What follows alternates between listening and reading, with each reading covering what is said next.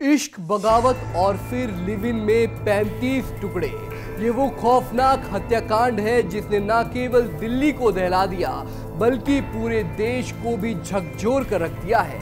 ये घटना प्यार और भरोसे के नाम पर तो कलंक है ही, बल्कि उन लड़कियों के लिए एक सबक भी है जो प्यार में अंधी होकर बिना कुछ सोचे समझे परिजनों से बगावत पर उतर आती हैं और फिर उनका अंजाम बहुत ही डरावना होता है। जी हाँ, हम बात कर रहे हैं दिल्ली के छतरपुर में हुए श्रद्धा हत्याकांड की, जिसमें श्रद्धा को मोहब्बत के बदले मौत मिलती है और वो भी इतनी खौफनाक कि मौत की भी रूह कांप उठी होगी।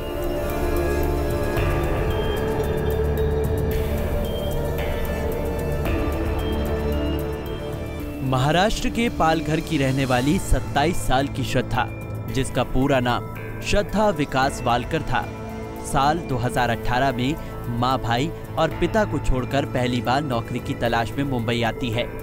यहां श्रद्धा को मलाड में एक मल्टीनेशनल कंपनी के कॉल सेंटर में नौकरी मिल जाती है और फिर यहीं से उसकी जिंदगी के अंत की शुरुआत हो जाती है। दरअसल कॉल सेंटर में श्रद्धा की पहली बार मुलाकात आफ्ताब अमीन पूनावाला से होती है। इस मुलाकात के बाद दोनों में दोस्ती होती है और तब करीब 8 से 9 महीने के बाद दोनों में प्यार हो जाता है और फिर 2019 की शुरुआत में श्रद्धा और आफ्ताब फैसला करते हैं कि उन्हें अब अलग अलग नहीं बल्कि एक साथ लिव इन में रहना है। इसके बाद श्रद्धा और आफ्ताब मलाड में एक किराए का घर लेते हैं और अभी तक इसके बारे में श्रद्धा के माता पिता अनजान होते हैं।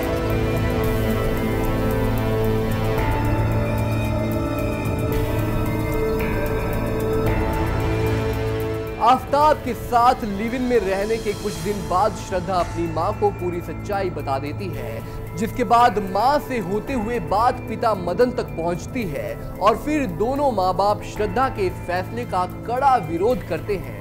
इस बीच श्रद्धा के माता पिता बातचीत के लिए उसे पालघर बुलाते हैं, उसे खूब समझाते हैं, लेकिन श्रद्धा के सर पर आफ्ताब के इश्क का ऐसा खुमार चढ़ा था कि वो आफ्ताब के साथ शादी करने की जिद पर अड़ गई। हालांकि इस दौरान माता पिता श्रद्धा को समझाते हैं, गुस्सा भी करते हैं, मगर किसी की कोई परवाह ना करते हुए श्रद्धा उसी वक्त अपना सामान उठाती है और ये कहकर चली जाती है कि आज से ये समझ लेना कि आपकी कोई बेटी नहीं।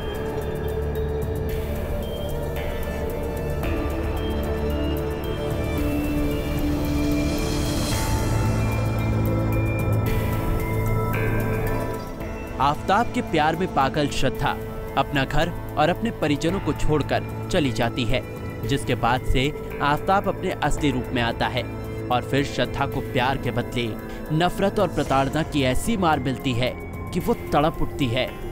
आफ्ताब के जुल्मों की सताई श्रद्धा अपनी मां को फोन करती है और बताती है कि मां, आफ्ताब मुझसे बात बात पर मारपीट करता है। उधर बेटी का दर्द छलका तो मां भी तड़प उठी। उसने श्रद्धा को तुरंत आफ्ताब को छोड़कर घर आने की बात कही, लेकिन श्रद्धा को शायद अपने प्यार पर भरोसा था और आफ्ताब पर अब भी यकीन था कि सब कुछ ठीक हो जाएगा।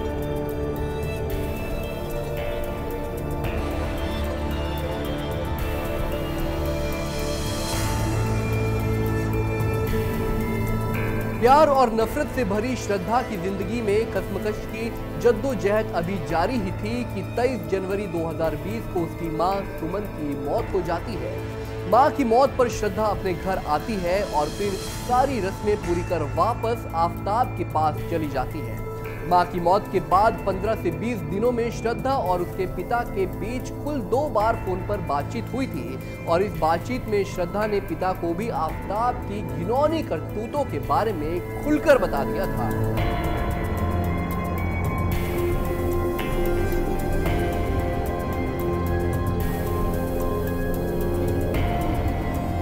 मां की मौत के करीब 2 सालों के बाद 8 मई 2022 को श्रद्धा और आफ्ताब मुंबई को छोड़कर देश की राजधानी दिल्ली आ जाते हैं। दिल्ली पहुंचने के बाद दोनों पहली रात पहाड़गंज के एक होटल में गुजारते हैं और फिर अगले दिन भी एक होटल में ठहरने के बाद तीसरे दिन दोनों अपने एक दोस्त के साथ उसके घर पर छतरपुर में रुकते हैं। कुछ दिन दोस्त के घर पर रहने के बाद श्रद्धा और आफ्ताब छतरपुर में ही एक घर किराए पर ले लेते हैं और फिर यहीं से श्रद्धा को ठिकाने लगाने के लिए आफताब मौत की खतरनाक प्लानिंग बनाना शुरू कर देता है।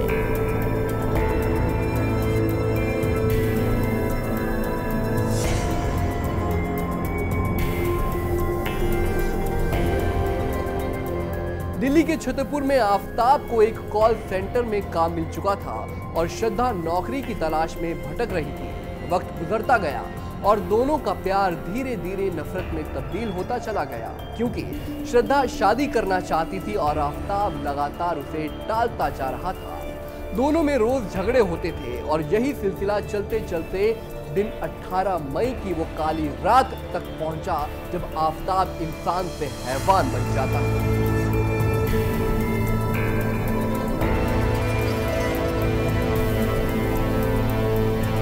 आफताब और श्रद्धा के बीच झगड़े तो रोज होते थे, लेकिन 18 मई की रात को दोनों के बीच झगड़ा इतना बढ़ गया कि गुस्से में आकर आफताब ने श्रद्धा का गला जोर से दबा लिया और तब तक दबाए रखा जब तक वो मर नहीं गई। श्रद्धा को मौत के घाट उतारने के बाद आफताब ने ठंडे दिमाग से लाश को ठिकाने लगाने की योजना बनाई और पहली रात उसने लाश के साथ ही उसी घर में गुजारी। घर में श्रद्धा की लाश के साथ रात गुजारने के बाद अगली सुबह आफताब बाजार जाता है और इलेक्ट्रॉनिक शॉप से एक बड़ा वाला फ्रिज और एक बड़ी आरी खरीद कर लाता है। घर पहुंचने के बाद आफताब श्रद्धा की लाश को घसीटकर बाथरूम में ले जाता है और फिर आरी से लाश के छोटे छोटे टुकड़े करना शुरू कर देता है। लाश के टुकड़े रखने के लिए आफताब पॉलीथीन भी लेकर आया था, लिहाजा लाश के 35 टुकड़े करने के बाद आफताब ने उन टुकड़ों को फ्रिज में रख दिया और फिर पूरे 18 दिनों तक एक एक टुकड़ा जंगल में फेंक दिया।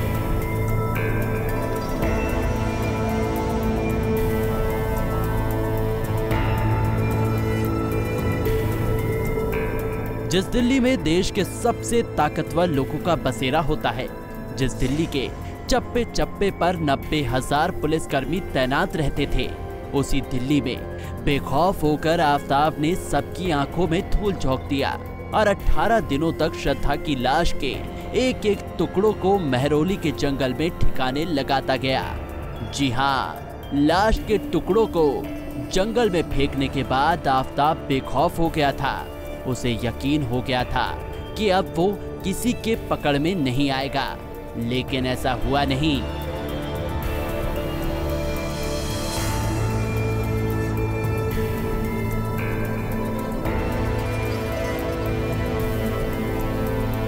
अठारह मई के बाद जब श्रद्धा का मोबाइल फोन बंद हुआ, तब पिता ने मानिकपुर महाराष्ट्र में श्रद्धा की गुमशुदगी की रिपोर्ट दर्ज करवाई। पुलिस ने आफताब को बुलाकर पूछताछ की थी, लेकिन आफताब ये कहकर गुमराह करता रहा कि झगड़ा होने के बाद उसने श्रद्धा को छोड़ दिया है, अब उसे नहीं पता कि श्रद्धा कहां चली गई। आफताब के बयानों से मुंबई पुलिस को शक हुआ तो पूरे मामले की छानबीन दिल्ली पुलिस के हवाले कर दी गई और इसी बीच जब महरौली के जंगल से श्रद्धा के कंकाल मिले तो आफताब की हैवानियत खुलकर सामने आई।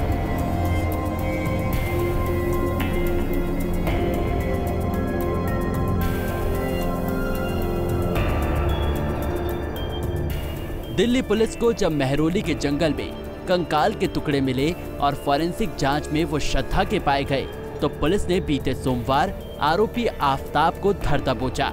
आफताब की गिरफ्तारी और श्रद्धा की मौत का खुलासा होते ही पूरी दिल्ली सहम उठी और देश भर में मानो सन्नाटा सा छा गया। हर कोई हैरान था कि जिस लड़की ने प्यार की खातिर अपना परिवार छोड़ा, धर्म तक बदलने को तैयार थी, आखिर उस लड़की को इतनी बेरहम मौत कोई कैसे दे सकता है। इस पूरे घटनाक्रम को लेकर श्रद्धा के पिता ने आफताब को फांसी देने की मांग और साथ ही साथ इस हत्याकांड में लव जिहाद के एंगल से भी छानबीन करने की मांग रखी है।